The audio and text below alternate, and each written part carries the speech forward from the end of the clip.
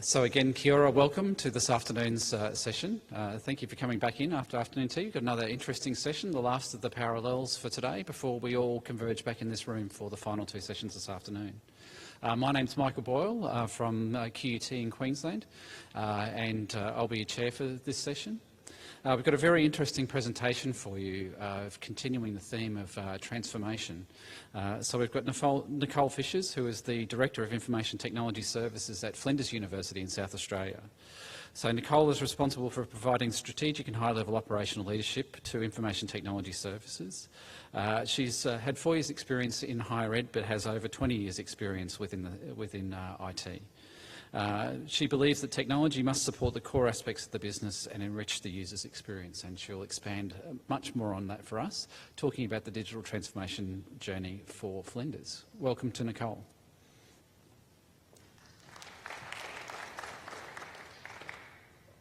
Good afternoon, everybody. Thanks for coming back after afternoon tea. Hopefully it was enjoyable, and you don't really need that coffee to keep you awake for my speech.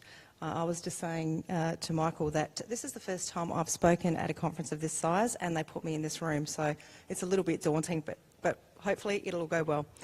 I'm here to talk to you about Flinders University's transformation journey that we've been on since 2015. It was interesting this morning listening to a couple of the other speakers, in particular John O'Brien from EdgeCores, whose presentation I thought was really good, and Elizabeth Wilson. And there are a number of themes that came out in their presentations that I think you'll also find come out in my presentation, and particularly around the role of IT in the organisation and the importance of governance of IT decision making. First, I'll just give you a quick overview of Flinders University and where I sit in the context of that. Flinders University celebrated its 50th year in 2016. Our namesake was the British navigator and cartographer Matthew Flinders.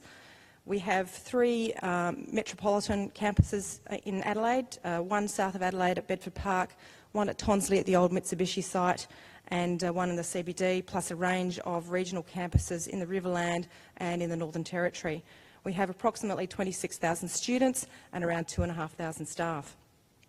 I came to Flinders at the beginning of 2013 in the role of Associate Director for the Application Services part of the business, and that was as a part of a major restructure of IT at that point in time.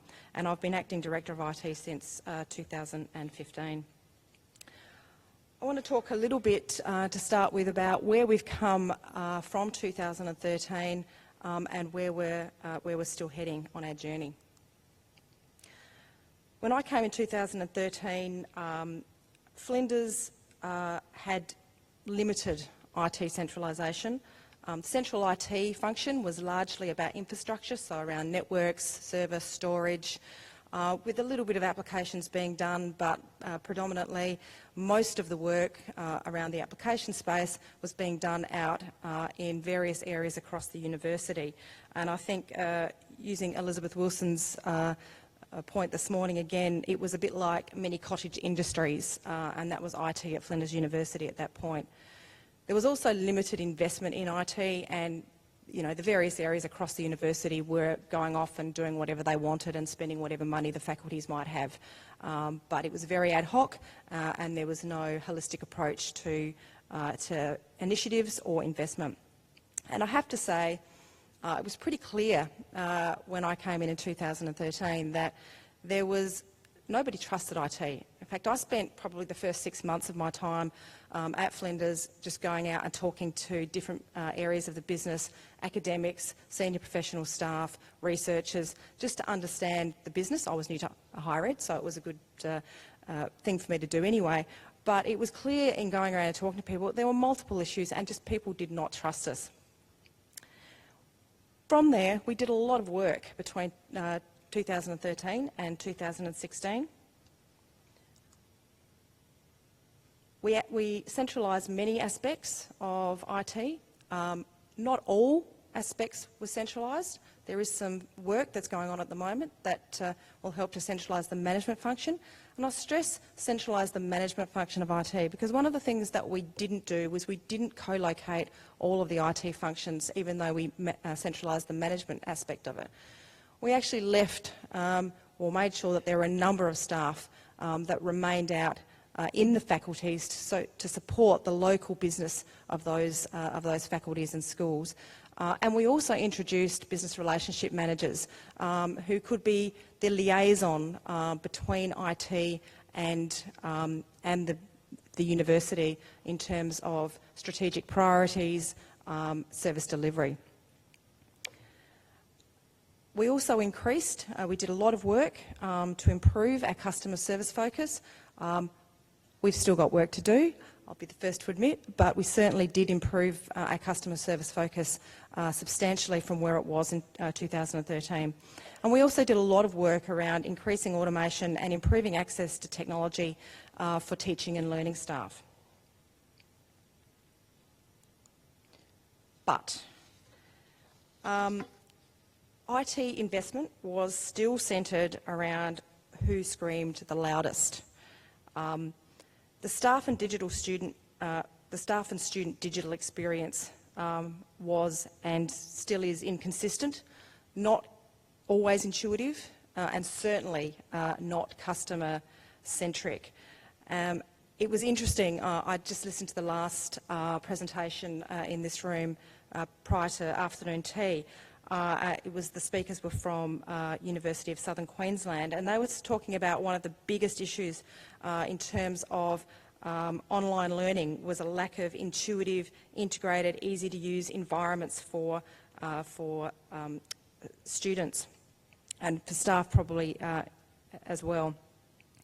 And as an example, last year when we kicked off looking at our roadmap, which I'll talk about in a minute, we did a complete audit of applications across Flinders University, and we found we had over 400 applications. And I can tell you most of those were different in their user interfaces.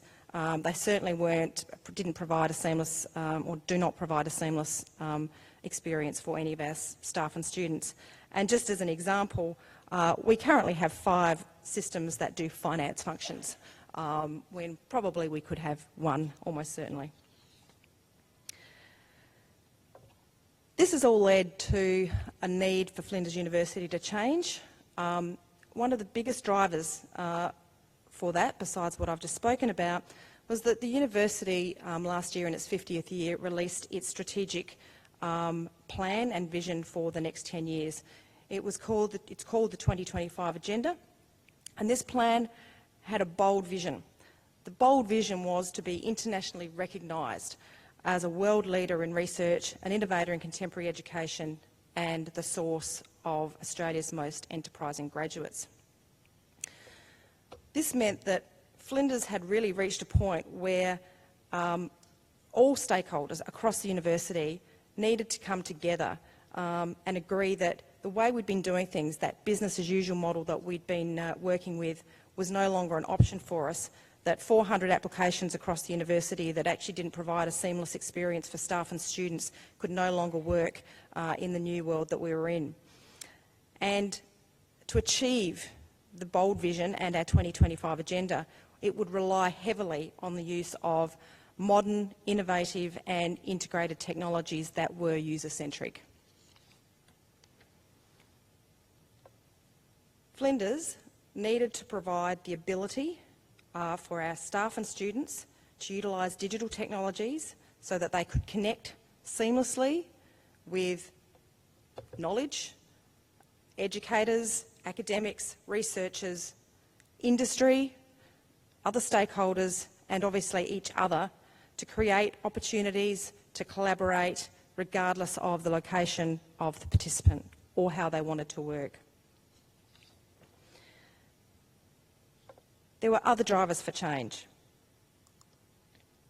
We needed to take advantage of technology in the development of our education delivery, to be able to utilise the availability of knowledge and online learning tools to create flexibility that allows for the different learning styles that stretch beyond what we know as traditional learners into lifelong learners. And Flinders University does have a lot of part-time students, and we need to be able to cater for both online, part-time, traditional learners, flexibility in both how they consume education and how they connect with each other.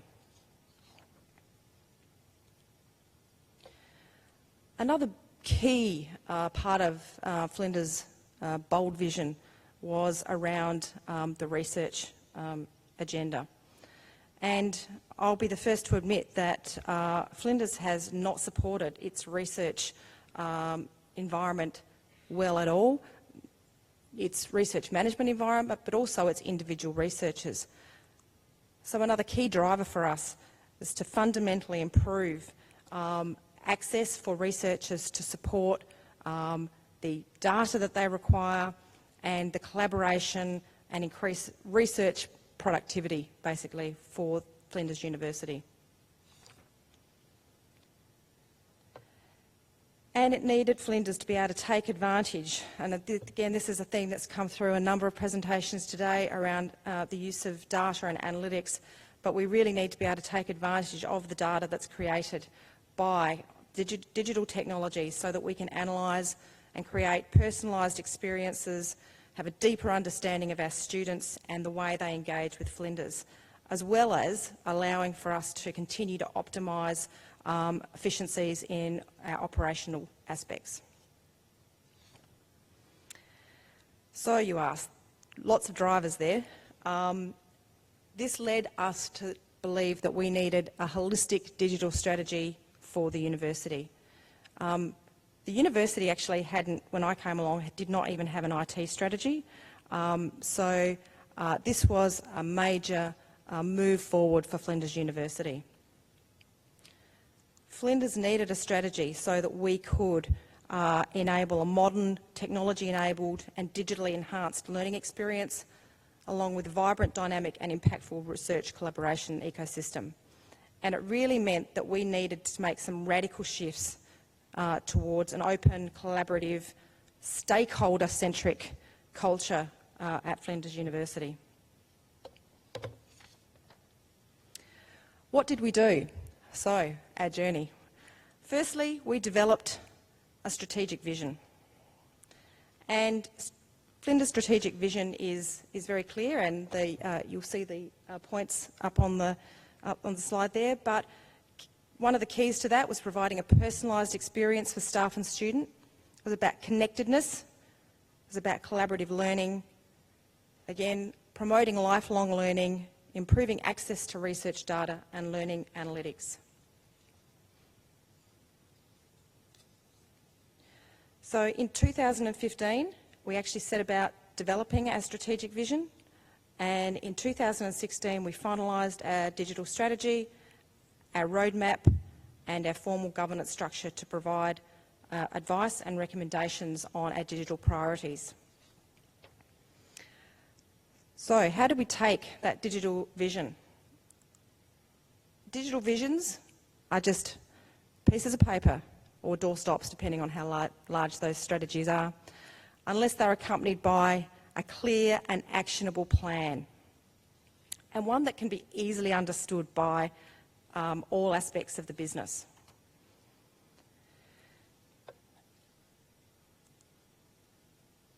So, in order to create that actionable plan, we developed our target state, where did we want to be, and we then set about developing our roadmap, so our journey.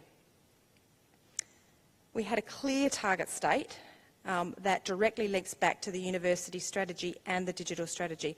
And this is a very significant point. The entire strategy and the roadmap at every point links directly back to the university strategy, KPIs within that strategy and our University Council scorecard. Very clear links between everything in that roadmap and what the university's looking to achieve. The target state and the roadmap really transform the vision of the university strategy and the themes of that digital strategy into a detailed architectural view or plan, if you will, that we can then action across the course of the next 5 years. How did we do this? We actually engaged with stakeholders across the university from all areas of teaching, learning, research, business operations, and they were all involved through workshops, one-on-ones in the development of the target state. Stakeholders not only had buy-in, but in particular, senior stakeholders across the university needed to have ownership of this target state. As I said before, this was ensured by making sure we had clear and direct links back to the university strategy. And just a little anecdote, I felt that we'd achieved very good ownership when I had to present to our VC with a range of other senior stakeholders at the end of last year on the digital strategy and the roadmap and investment requirements. And a number, as questions were asked at this forum, a number of the senior executives at the university, I didn't have to answer any questions. They stuck their hands up and were able to answer all of those questions, and I felt that that really showed that they owned the strategy and they understood the plan and where it was going.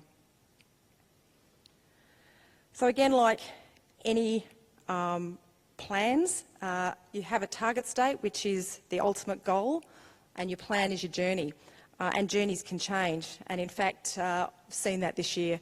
Flinders is going through some significant organisational change, and so some of the priorities that we had originally had in our plan for this year have had to be shifted slightly, but the target state still remains. So where we want to end up in 4 to 5 years' time is still our vision for Flinders. Another really key aspect to this journey was governance. Again, when I came on board in 2013, we had no IT governance at all. The governance we looked to put in place, we felt we needed strong governance at the executive leadership level in order for us to get the support and ownership of the digital strategy and the investment required to take it forward. So we created a governance process that includes all of the DVCs and senior executives and a faculty representative. I think John O'Brien also mentioned this morning that it was one of his top things that IT governance is up there in the top of the list in terms of importance for digital strategies. And we're still working on that. We have a next step that we're going to be introducing at Flinders shortly around governance, and that is to have an alignment of our IT structure with our core business endeavours of the university, each with its own governance subcommittee that will drive the priorities of those key focus areas of the university. That brings me to what were the key elements that we felt, or learnings that we got from this journey that we've just been through. I can't stress enough that the digital strategy needs to be a business-led strategy, not an IT-led strategy. We started this off as an IT-led strategy. It became clear very early on that we needed to change our thinking and have the business leaders of the university and in fact all business areas of the university heavily involved, engaged and taking leadership roles with our digital strategy. It also needed to have strong, clear and visible executive support and ownership. So that includes support and visible support right up to our Vice-Chancellor. We also felt that some of the key elements for our success in this journey were to identify areas that would actually provide early business benefit. It's all very well and good, and we all know as IT professionals that we have to there are certain foundational elements that we have to put in place to enable other things to happen. But it's also about looking at where we can provide those early business benefits in parallel so that we get momentum happening. I mentioned before that appropriate prioritisation of projects align with the university strategy, so ensuring that everything we're doing is in line with the priorities of the university strategy. Another key one, ensure the timeframes and investment of your strategy and your roadmap are realistic. I think it's all very well and good to have a wonderful strategy over a 4 or 5 year period that's going to cost you, $100 million. But if your university, if that's unrealistic for your university, then you're never going to get that across the line. So it needs to be realistic within what the university can afford.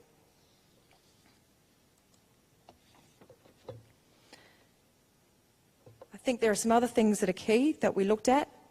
A focus on strong and disciplined program management. Flinders had a project support office, or services office, but it didn't look holistically at program and portfolio management. We have just recently implemented a portfolio management office, and we are looking to implement more rigour and robustness around program and portfolio management to support our transformation program and other projects throughout the university.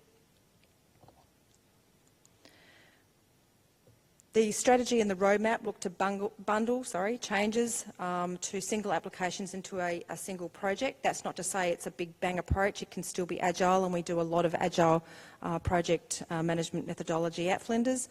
But it's actually looking at where you can get efficiencies in making changes within your institution. I think harnessing existing momentum was a key one. When I say we've started this journey this year, we actually laid a lot of groundwork at the end of last year with a number of projects or foundational pieces of work that actually gave us a lot of momentum to continue work or kick off work this year. And that's really given us, allowed us to kick some goals early in the first half of this year.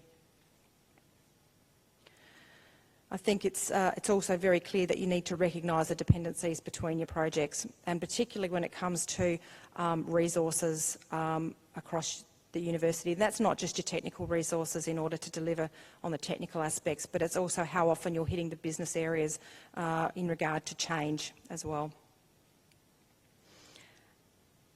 And you need to socialise widely and as early as you can the digital vision, strategy and roadmap for the university so that the entire organisation understands it and knows what it is we're trying to achieve and how it links back to the university's strategy and objectives. And last but not least, be clear about the benefits to the university and its stakeholders. Because if you can be clear about that and everyone understands it, you'll get the support to take the strategy and ultimately the roadmap and projects forward. Thank you. I think I've left about 3 minutes for questions. So join me in thanking Nicole. And do we have any questions? If I could ask you a question, Nicole, if that's okay. Yeah. So you talked very much there about engaging all the stakeholders there. What about engaging the members of the IT organisation about the change and the importance of this change and remaining focused on that goal of achieving that? Yeah. Thanks, Michael. Actually, that was a really good lesson learned. We didn't do that early enough with our IT staff, and we did have to play a bit of catch up there. We have caught up, but I think that is a really key lesson. We did engage early with all of our stakeholders, but we probably didn't get our IT staff across the line as early or with as much information as we could have. No more questions? There's one at the back there. Yep, there we go. There's a microphone coming behind. Sorry. That's much better. Did you have, at the DVC level, others that had come from other institutions that knew what good looked like that could help you sell the message? Yes, we did. In fact, Flinders has gone through some reasonably significant change over the past 2 to 3 years in terms of leadership at that executive level. So we had a lot of fairly new executives come in, and so there was a lot of new thought about what good looked like, and that certainly did influence a lot of what our strategy and roadmap has turned out. Well, thank you, Nicole. Thank you for your questions. Join me again in thanking Nicole very much, and thank you for your attention. Lovely. Thanks, Thank Michael. you. Thanks. Yep. Thank you.